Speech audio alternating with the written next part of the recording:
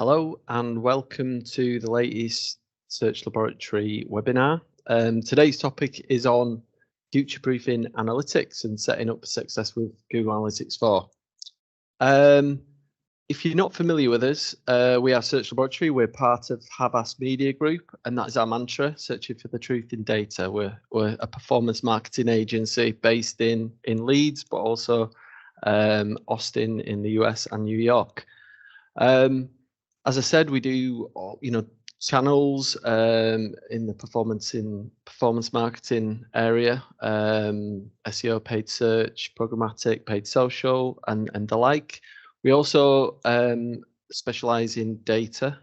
So as well as our analytics offering, we offer data project services to enhance the marketing efforts. We're strategic in terms of we offer marketing strategy. And we resell tools to help complement that, such as Google Marketing Platform and analytics being part of that. And we're also we were founded as an international paid search agency, so we retain that through our history, and we can do all of this in different markets globally. Here's a selection of our clients. We do offer services around both B2B, retail, travel, etc. So we have a broad portfolio of clients. Just by way of introduction to myself, I'm Jimmy McCann. I'm the head of digital strategy here at Search Laboratory. I've been here 16 years, and I'm also the lead contact with our Google Marketing Platform partnership. And just to give you an idea of our credibility in the Google Analytics space, we were founded in 2005, and we've been a reseller for 14 years now. So 2009 is when we became a certified partner. We became a reseller in 2017, and we were able to resell the rest of the products, so all the ads products, from 2019. And we're also a Google Cloud partner.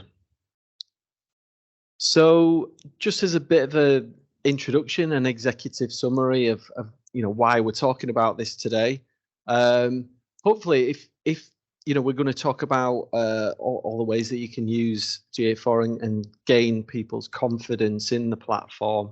But in summary, using GA4 and then the capabilities it has, we're looking at improved measurement, and with an improved measurement, you get a greater understanding of what's working, what's not working, how your paid media is performing, and what's providing the best return. So therefore, the outcome of that is more intelligent spending, and then subsequently, the aim is to, this is all going to impact the bottom line and improve efficiency and get better results. So this is why you should take notice of this webinar today. So regarding GA4, we're going to focus on the difference between analytics. We are coming up to D-Day, so to speak. So, that we just want to make sure that we're getting people's buy-in to the platform and moving over as soon as possible.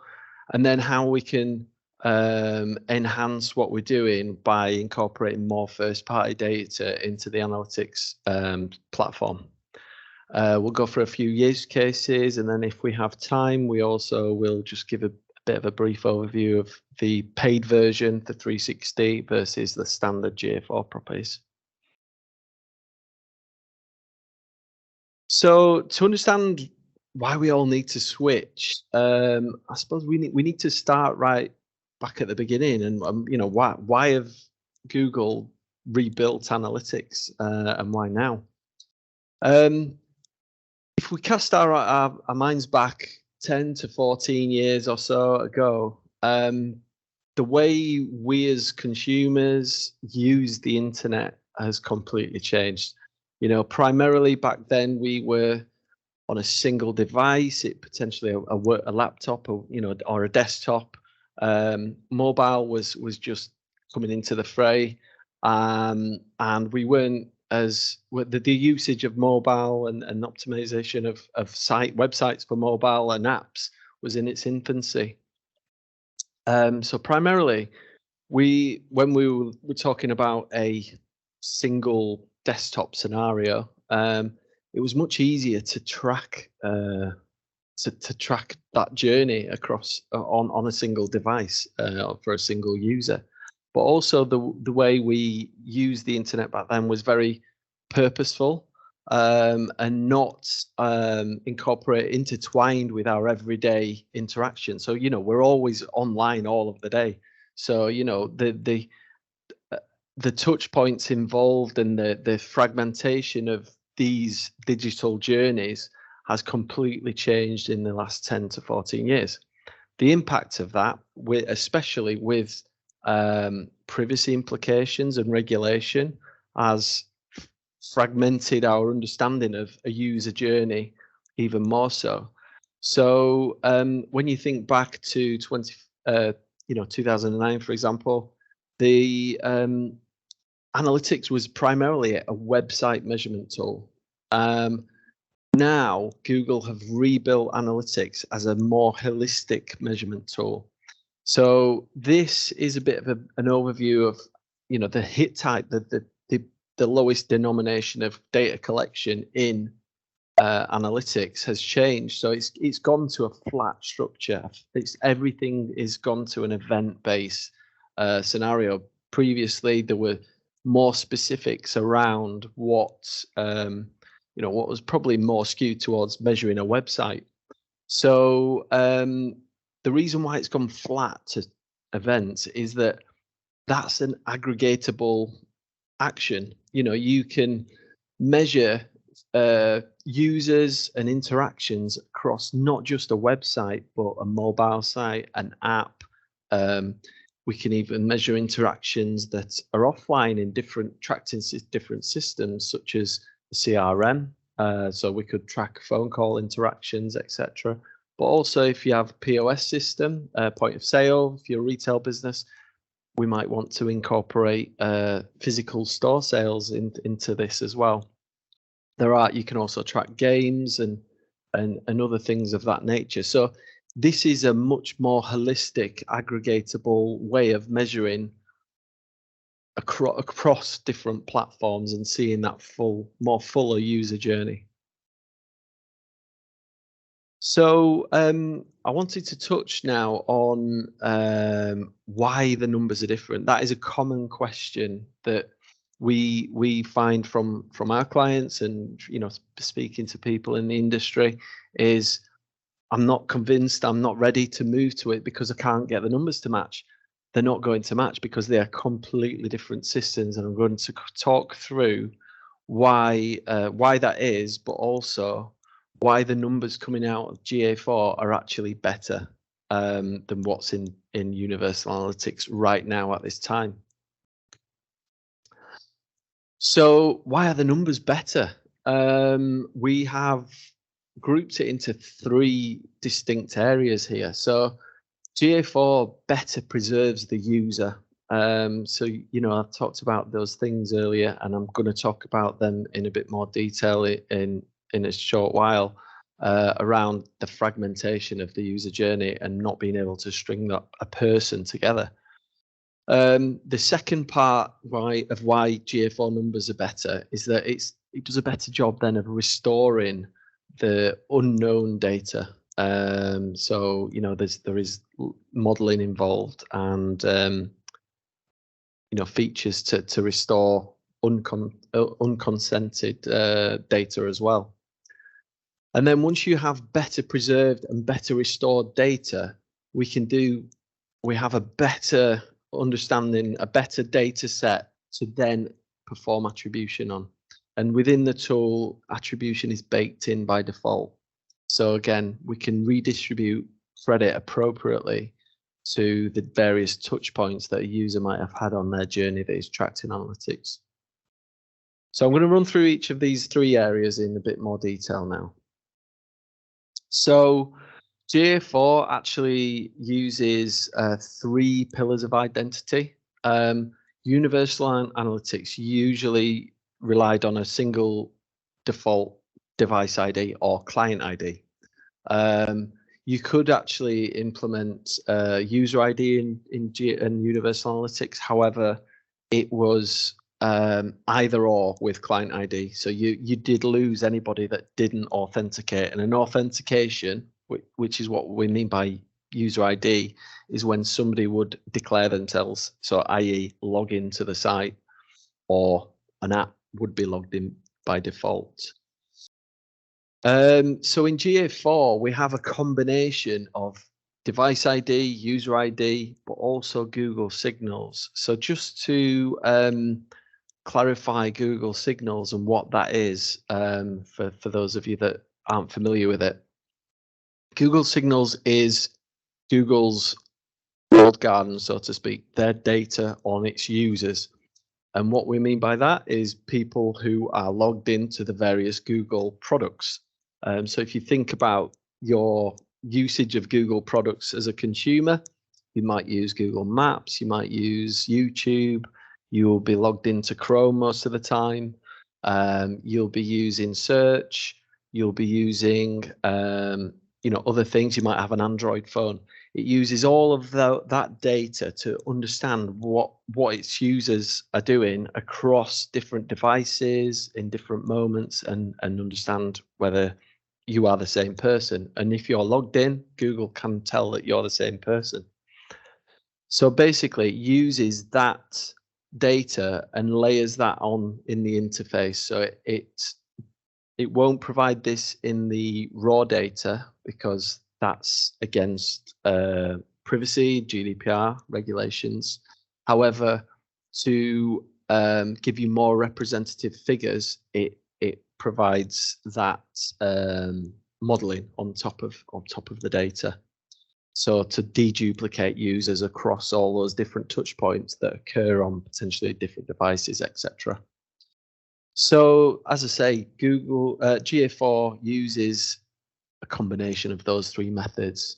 And why is this important? So we have a generic example of a user path here that might be tracked in analytics. There's a couple of touch points that we can string together because it's on the same device, on the same browser. So the device ID, the only thing that matters in Universal Analytics, has persisted across a couple of those touch points.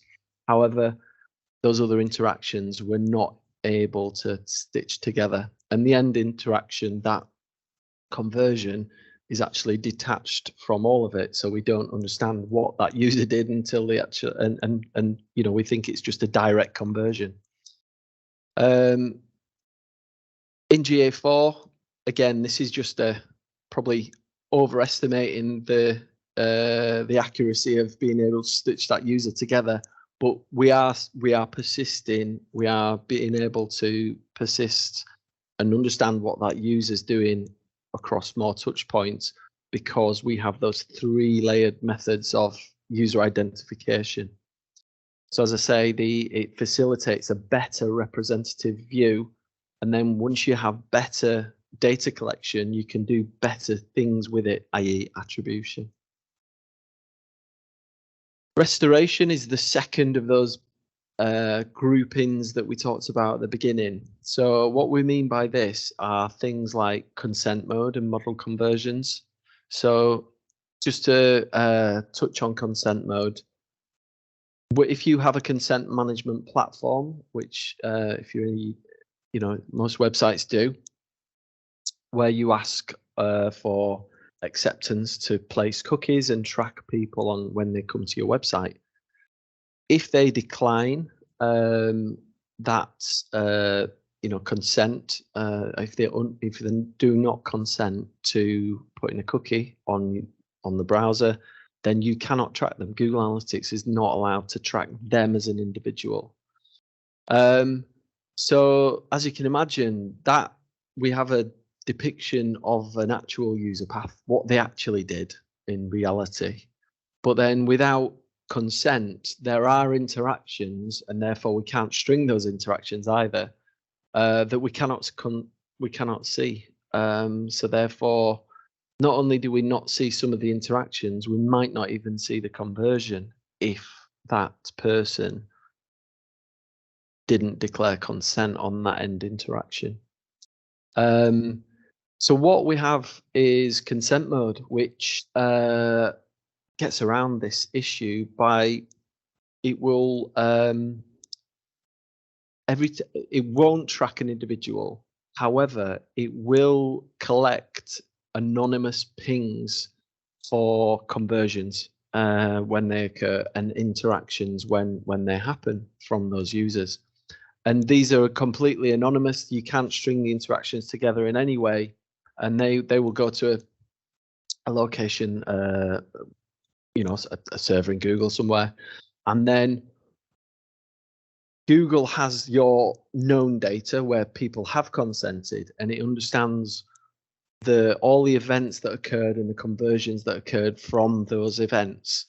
It uses the known data that you've collected to then restore all these unconsented interactions and conversions back to what Google perceives is reality, based on your own data and those interactions that have happened where we can track it. So basically the idea is then, you know, it is consented. You're restoring the unconsented interactions in a privacy safe way, because it's not tracking users, it's tracking things that happened in isolation. So then, as I say, Google will restore all that data then with using the consent mode and modeling. And we can see, yeah, how those, you know, a more accurate representative view of what channels or campaigns drove various conversions using that consented data. Thirdly, so we've preserved a lot more data around the user. We've restored the data we can't see and string together. Once we have preserved and restored data, we have a much more robust data set to perform attribution on.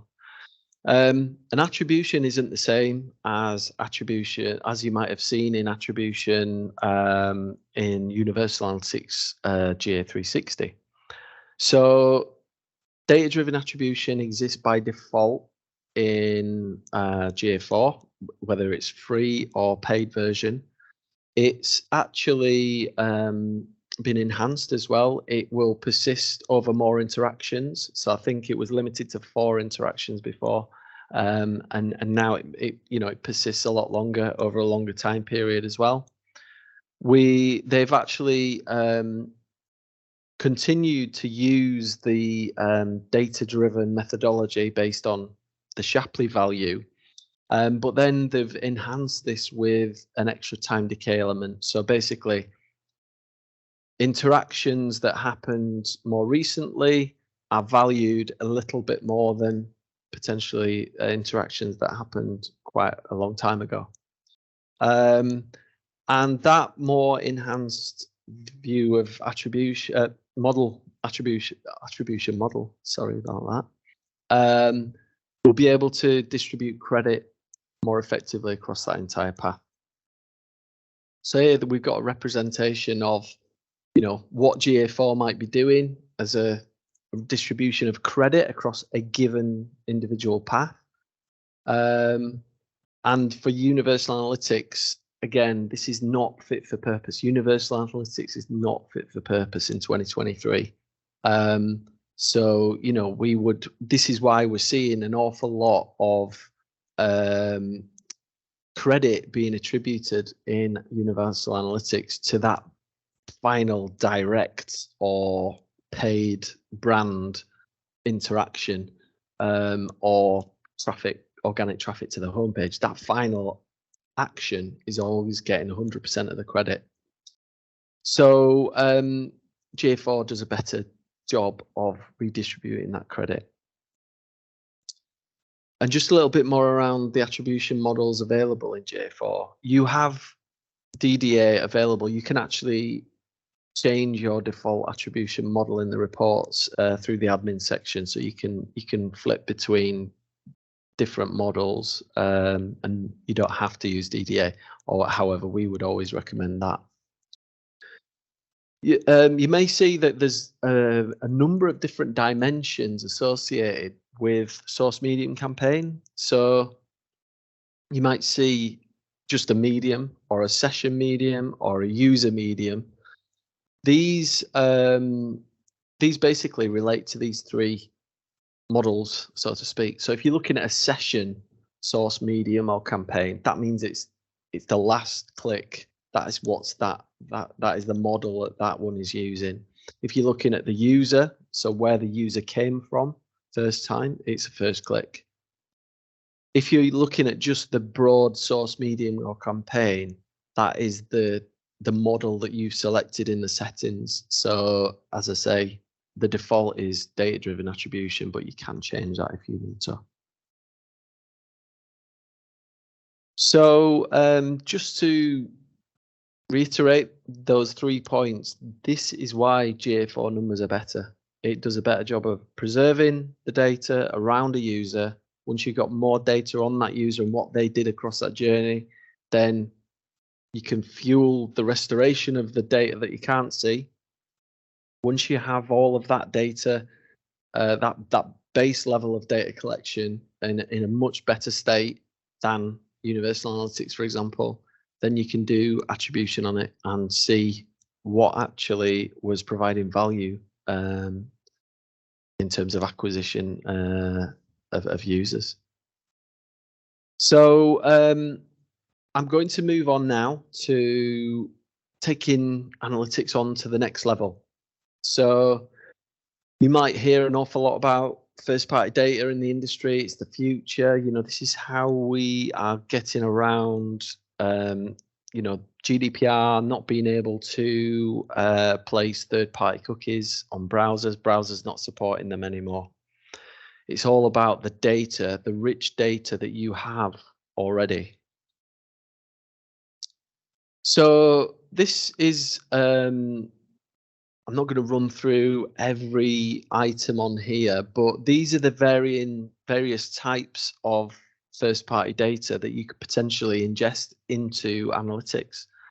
So, you know, you've got campaign data. So you might want to ingest cost data, for example. You will get cost data from Google products, but, you know, if you're doing advertising on different social channels such as Facebook and Meta, etc., you're not going to get any cost data in from against the users you've driven from those channels. So it'd be useful to have that in one place, and you can easily put that into analytics should you wish. Transaction data. So this is really important in order to be able to optimize to the right values. You know, if you are not seeing all of your transactions occurring through a website or on an app, then you might want to think about incorporating more of that transaction data into analytics so you can get that broader view of what your customers are doing. CRM data, so you might want to ingest, if you have personas or audience data segments that you're using for email purposes, etc., you might want to reflect those segments in analytics against the known users that you have coming to your website. You can understand their behaviors, what they do then, and measure acquisition of certain audience types. Product data, you might want to incorporate stock data, profit margins, etc. So you can optimize towards more valuable metrics in terms of, you know, what's actually impacting the business and the bottom line. Store locations, you might want to be able to segment your reporting by area manager, region, or, you know, something, business units, things that are bespoke to your company.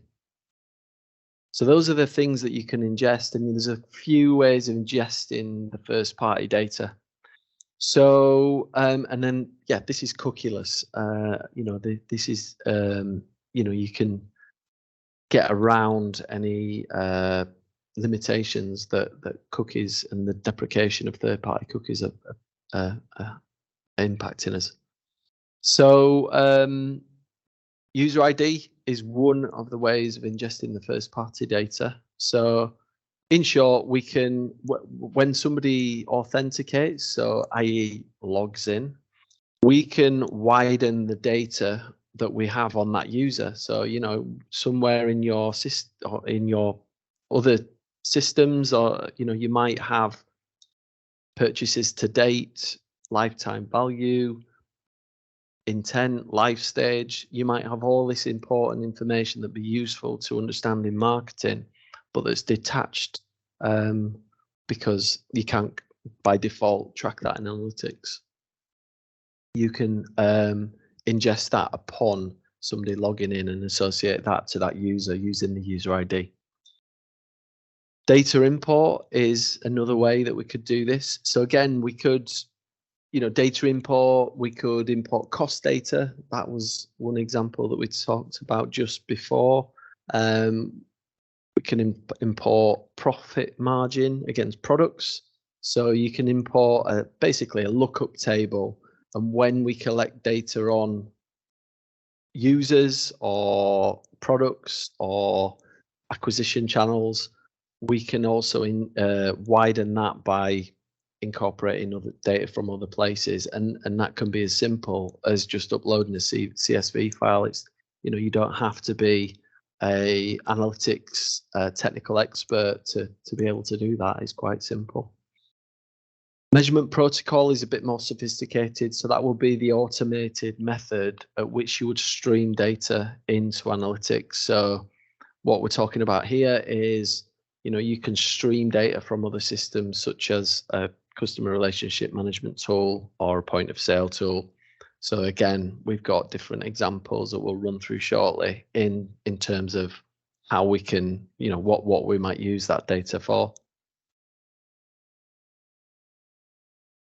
So as I say, once you ingest in that first party data, you know, how do we use this then in marketing? How we would best use it? But basically, you can bucket it into two areas. It can enhance our measurement and therefore the insights that we're taking from all of it. And more importantly, though, we can actually activate it once it's in that analytics ecosystem. So we've got examples there on measurement. You know, we can measure CRM audiences, profit or lifetime value, and then we can activate on audiences or value. So here's a bunch of examples. As I say, you know, we have the first party data of cost data that we can incorporate from Facebook, and then we can enhance our view of what did we spend and what did that provide for the website or app or combination of those two. For CRM audience, we could have an example of a new customer, a loyal customer, a lapsed customer. We could bucket those customers upon authentication when they log in. We can then be able to measure a new versus returning. That's really important because for growth purposes, you know, you don't want to be paying over and over and over again for the same returning customers. So, you know, and you want to be able to understand what activities are driving the new ones. So that just by doing that simple segmentation, you can then be able to segment your reporting and see what's driving the new business. By way of activation, you can actually then create segments of you know, loyal customers, share that with the advertising platforms, the Google advertising platforms, and then be able to do lookalike audiences off that. And as I say, we can optimize toward the new customers and overvalue them as opposed to returning and you know, negate their value for a returner. So we force the auto bidding in platforms like DV360 or SA360 or Google Ads.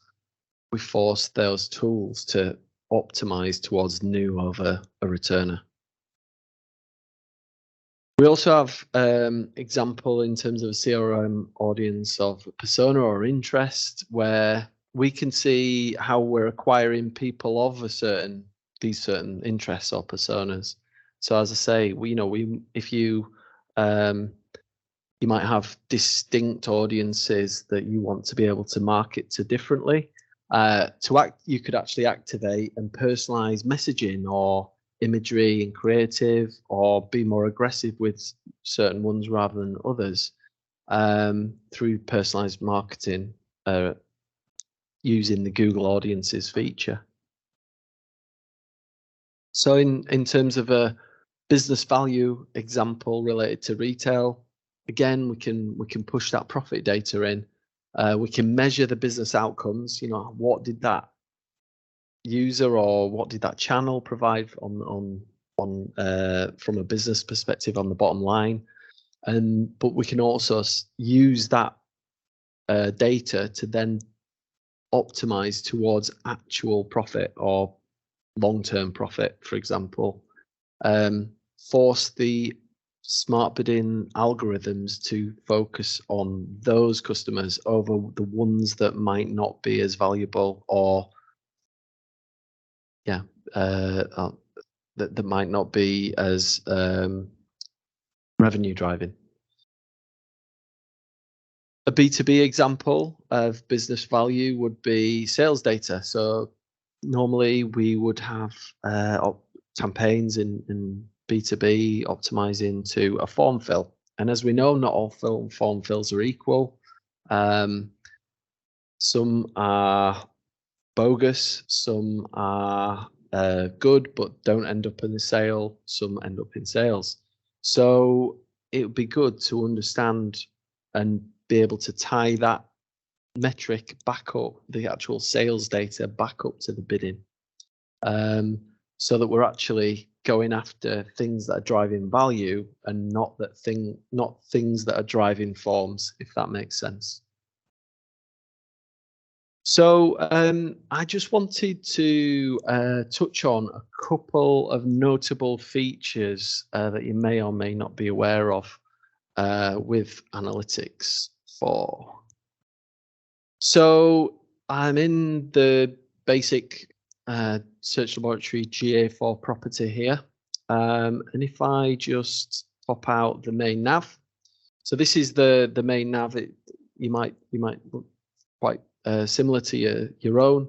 However, a major notable feature in GA4 is the actual ability to customize this nav. So you can build custom reports and place them within the navigation based on your specific needs. So the way you have to have admin access to do this. However, you can see that we have collections here. So Google Organic is the collection. You can see that reflected there. And then we have these topic areas, so Search Console and Page Performance, which are here. And then you have specific reports that are sat under here, under each one. And you can build custom versions of each of those.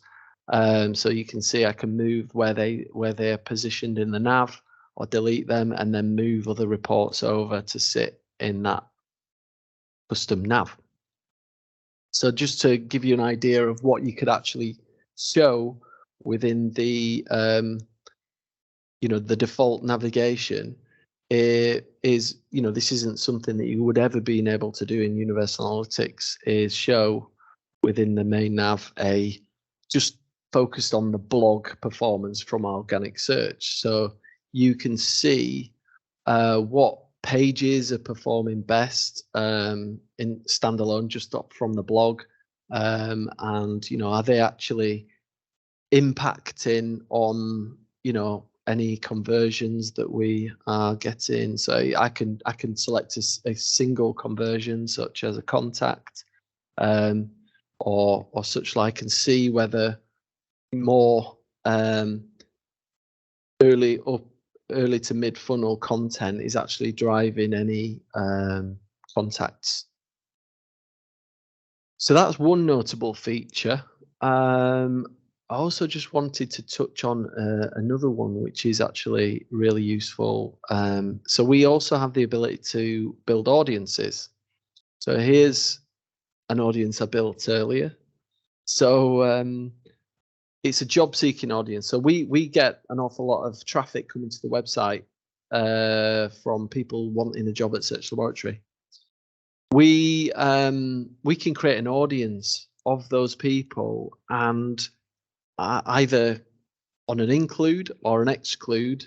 So for our marketing team, I would imagine that, you know, when we want to see how we're performing for acquiring new customers, we might want to exclude this type of traffic from the scenario. It'd be polluting, you know, the objectives of the marketing team. Whereas for our HR and talent team, this would be really useful to be able to see what activity, what posts and everything is actually driving people seeking jobs. So as I say, we can create a segment here based on some regex of, does the URL of that page view contain careers or jobs? And then we can actually go in and view reports for any of the reports that we have on here for purely job seekers alone. So if I pop into acquisition, for example, traffic acquisition. So I've got a traffic acquisition, and this is using all of our data. We have all users selected. I will just click on there, and this will allow me then to define those job seekers alone. So now, if I just apply that, we can see any report, and we can navigate around analytics, and we can see where our job seekers are coming from. And, you know, we actually have conversions associated to vacancy apply. So then we can select that and see where actually we're getting people that are engaged and interested, but also any applications through various channels. And you can see there that denotes that we're just looking at job seekers. So that was all I wanted to show on the demo. I'll just hop back into the presentation.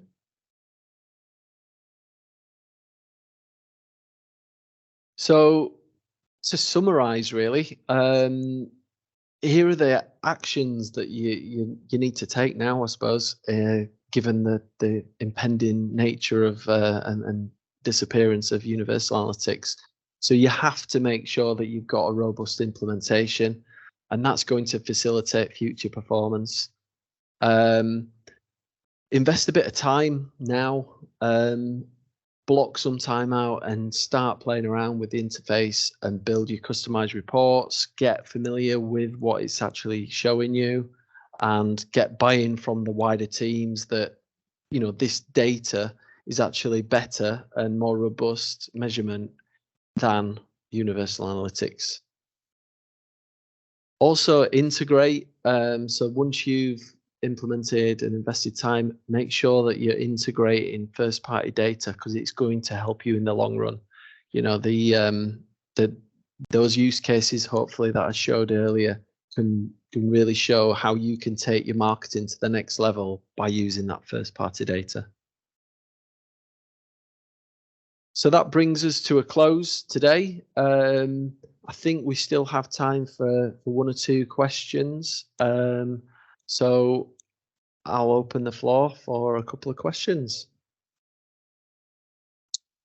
We've got a question from John. How will we retain any historic data from Universal Analytics? That's a good question.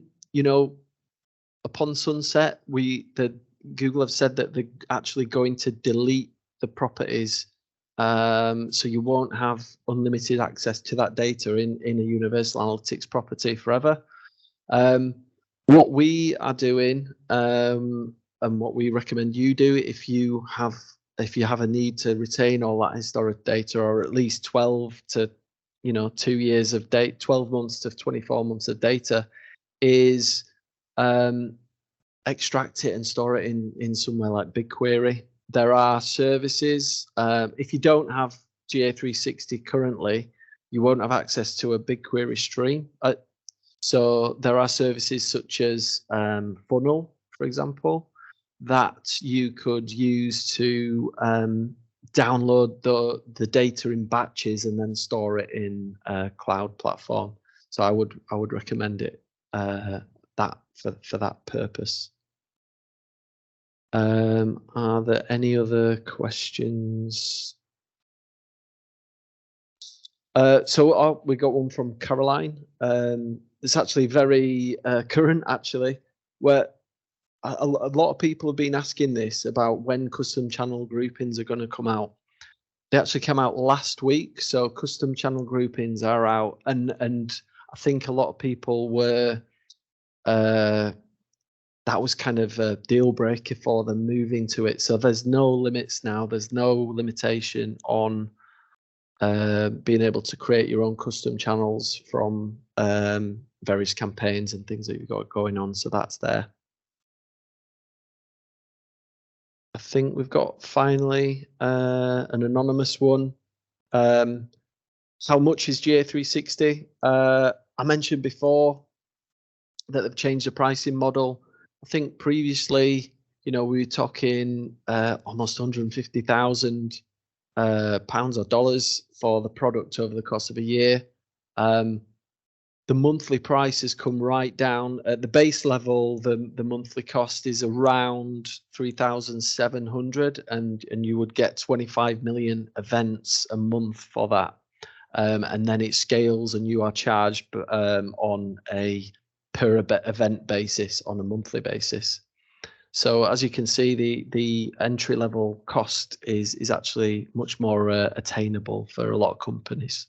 I think that might be it in terms of questions. So yeah, that brings us to a close. I hope you've taken a lot from this, and if you have any analytics needs, we'd be happy to help out. Thank you very much.